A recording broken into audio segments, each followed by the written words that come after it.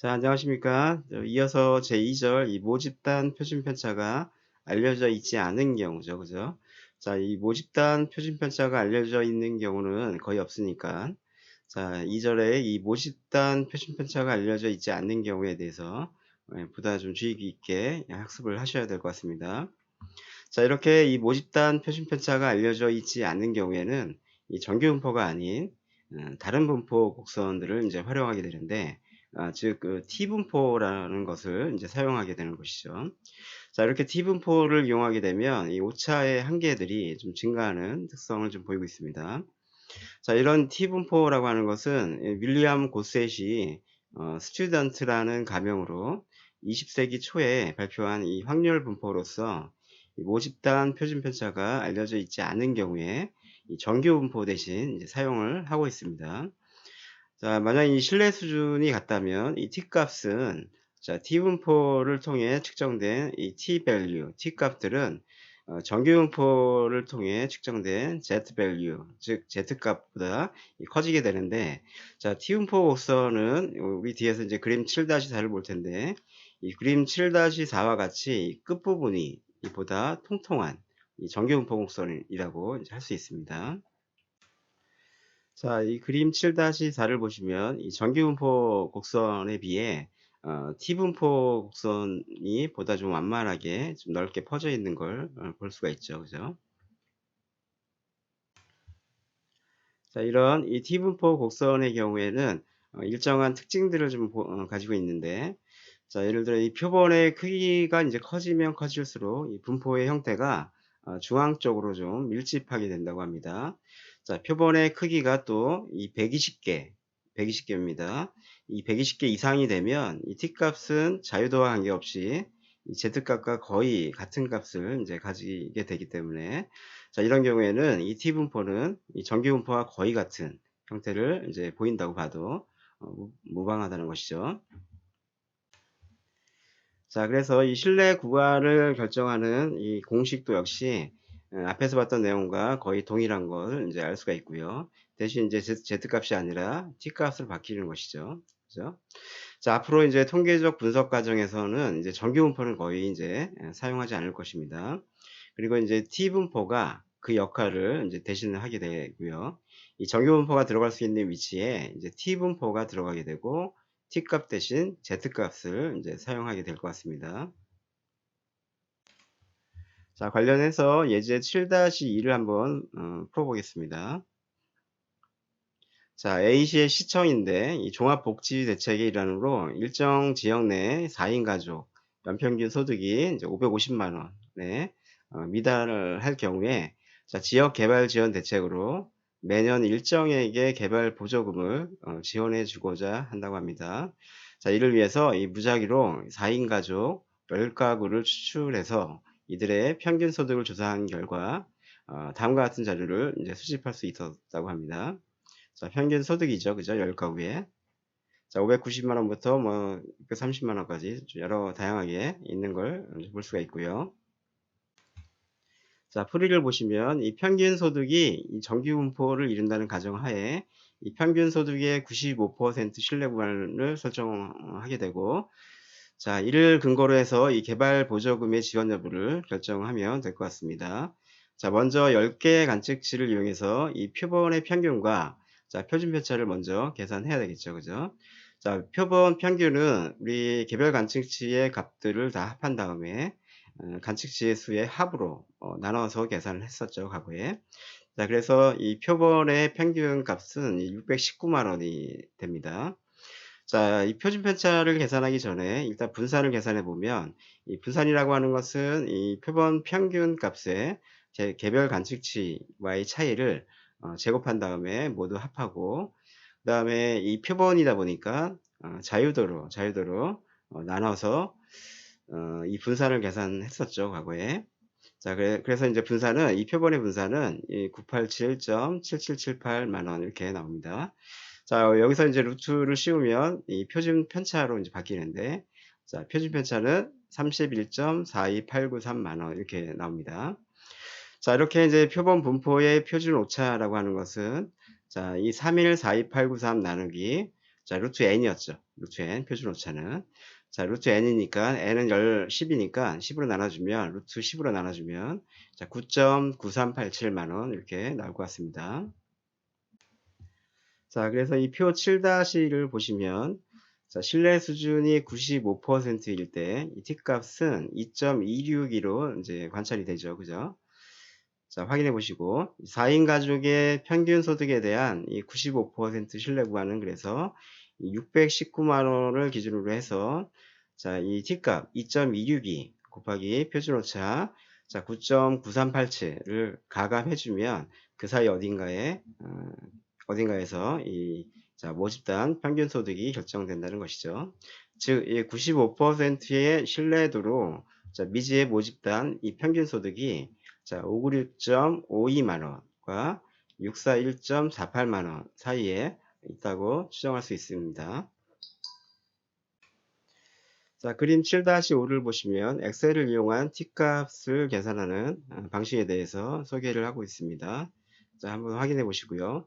이 함수의 이름은 timv라는 것이고, 자, 가로 안에 들어갈 부분들은 1- 신뢰 수준과 자유도가 있습니다.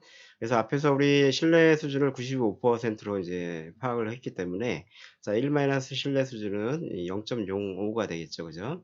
자유도는 10-1이니까 9가 되고, 자, 이렇게 이제 엑셀에 입력하시고 엔터를 치시면 2.262라는 값이 보일 것 같습니다. 자, 한번 해보시면 좋을 것 같습니다. 자, 2번에 오시면 이 오차의 한계와 이 표본의 크기를 결정하는 부분이 있는데, 자, 예를 들어 이 누군가가 이 오차의 한계가 절대로 2를 넘어서는 안 된다라는 조건을 내걸고 신뢰 구간 추정을 의뢰했다고 하면, 자, 표본의 크기는 자, 아래와 같이 이제 결정될 수 있다고 합니다. 그러니까 즉 이 표본의 크기를 좀 많이 확보하면 오차의 한계가 적어질 수밖에 없죠, 그죠? 자, 이 그림 7-6을 보시면 이 오차의 한계의 개념인데, 우리 앞에서 봤던 신뢰 구간이죠. 그죠? 가운데 평균이 있고, 이 평균은 이제, 표본 분포의 평균 값이다 보니까 전체 모집단의 평균 값하고는 좀 차이가 날 수 있죠. 그죠? 이 차이의, 한계를 좀 좁혀보라는 얘기입니다. 최대한 좁혀서, 조건이 부여되어 있다면, 자, 이 식을 이용해서 표본 확보를 하시면 될 것 같습니다. 자, 이제 제3절 마지막입니다. 이 모집단 비율의 신뢰 구간과 표본의 크기를 결정하는 부분에 대해서 살펴보도록 하겠습니다. 자, 먼저 이 모집단 비율의 신뢰 구간에 대한 설정 부분인데, 자, 모집단 비율이다 보니까 자, 이항 분포를 이용해서 추정을 해야 될 것 같습니다. 자, 예를 들어 이 표본 비율이 P라고 일단 정의가 된다면 이 표본 비율 P의 이 표본 분포는 자, N이 표본이 충분히 클 때 평균과 표준 오차가 다음과 같은 정규 분포의 형태를 띠고 있다고 이제 합니다. 자, 그랬을 때 이 N이 충분히 크다는 것은 자, N 곱하기 P의 값이 자, 5보다 크거나 같거나, 그죠? 그 다음에 두 번째는 이 n 곱하기 1-p의 값이 또 5보다 크거나 같을 때라는 조건이 충족이 되면 자, n이 충분히, 표본이 충분히 크다고 이제 보는 것입니다. 자, 그렇게 되면 자, 이 표본 비율 p의 이 표본 분포의 형태는 정규 분포의 형태를 띈다는 것이죠. 자, 이런 이 표본 비율의 분포가 정규 분포의 형태를 띠게 되면 자, 이 평균 값은 P의 값과 일치하게 되고요.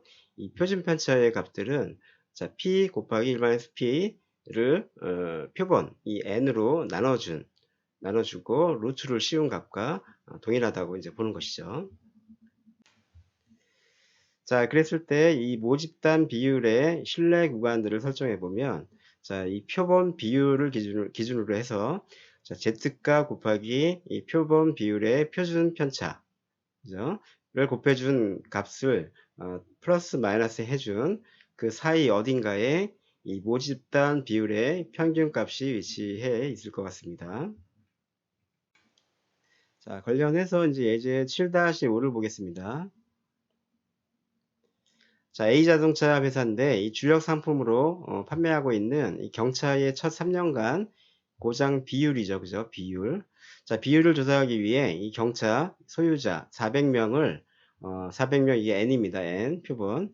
자, 400명을 임의로 선정해서 조사한 결과 40명이 한 번도 고장난 적이 없었다라고 응답을 했다고 합니다. 자, 40명이 응답을 했으니까 이 40나를 400 하면 자, 10%가 이제 표본의 비율이겠죠. 그죠? 자, 경찰을 소유하고 있는 이 고객의 전체 모집단 중에 첫 3년간 한 번도 고장의 경험을 갖지 않은 자, 고객 비율의 90% 신뢰 구간을 한번 설정해 봐라 라는 그런 문제입니다. 자, 풀이를 보시면 이 표본 비율 같은 경우는 이제 문제에 주어져 있으니까 자, 10%였죠, 아까. 그 다음에 표준 오차의 경우에는 자, P 곱하기 1 마이너스 P 나누기 N이었으니까 자, 대입해 보면 0.02로 이렇게 나옵니다. 이 표준 오차는. 자, 그리고 이제 정기분포 표를 이용해서 이 Z 값을 찾아보면 자, 1.645가 나옵니다. 자, 90%의 신뢰 수준이다 보니까 양쪽으로 잘라보면 5%의 Z값을 찾으면 되겠죠. 그죠? 자, 1.645가 나오고 따라서 이 90%의 신뢰 구간은 자, 이 표본 비율인 0.1을 기준으로 자, 일단 1.645 Z값 곱하기 이 표준 오차 0.02로 의 값을 플러스 마이너스 한 그 사이 어딘가에 이 3년간 한 번도 고장을 경험하지 않은 고객 비율이 나온다는 것이죠. 그죠? 자, 두 번째, 이제 표본의 크기를 결정하는 부분인데, 자, Z값이라고 하는 것은 이 신뢰 수준에 따라 달라졌죠. 그죠? 그래서 이 표본 비율 곱하기 1 마이너스 표본 비율의 값들은, 자, 표본 비율이 0.5일 때, 최대값이 되는 것이죠. 그죠? 최대값. 자, 모집단 표본 비율에 관한 정보가 없는 상태에서는, 자, P 곱하기 1 마이너스 P, 자, 표본 비율 곱하기 1 마이너스 표본 비율의 값이 자, 0.5의 제곱과 같다라는 등식을 이용해서 우리가 n을 좀 구할 수 있습니다. 표본을 구할 수 있다는 것이죠. 자, 여기까지 해서 이제 7장의 내용을 이제 살펴봤고요. 자, 2절의 내용들은 굉장히 중요하니까 충분히 이제 학습을 좀 하시기 바랍니다. 그리고 이제 우리 이캠퍼스의 공지사항에 기말 시험과 관련된 내용들을 공지를 해놨으니까 한번 확인해 보시기 바랍니다. 자, 수고하셨습니다.